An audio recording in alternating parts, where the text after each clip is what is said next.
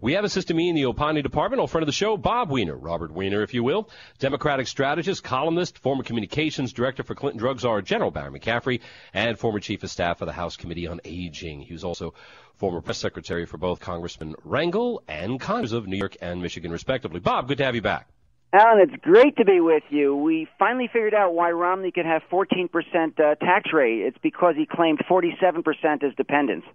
Very good, very good. Of course, he consistently gives 30% of his income away to charities, so I want to see anybody with... So he'll have a level of 14% instead of 9%. That would have been fun to see a 9% rate, wouldn't it? Still, but he when you didn't get do a it guy... last year because it would have been disastrous for his presidential campaign.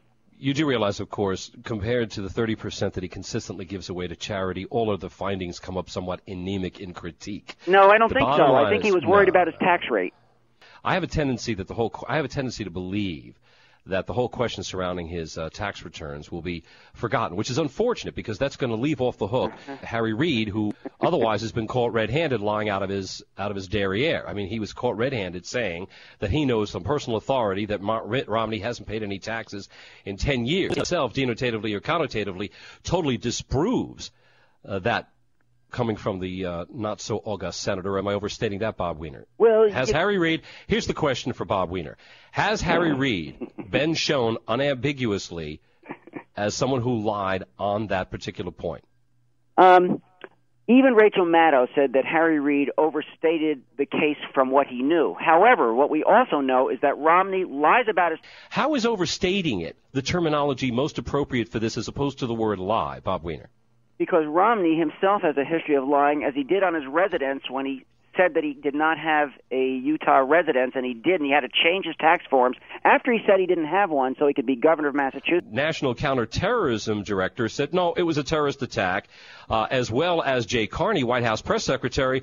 What does the president do? He goes on to Univision and says, actually, it's attributable to the this horrible anti-Muslim video. And the president has yet to get off that. Why the split at the administration, in your estimation, Bob Weiner? Well, I think Benghazi is a wonderful salve for aches and pains if you rub it in properly. But I actually agree, Alan. I think the administration, and I've said that, needed to be stronger and put the blame where it is on really bad Muslim actions. I think they're using it as an excuse to rail against the United States when we had absolutely nothing to do with that video, but they've taken it as an excuse to go against us.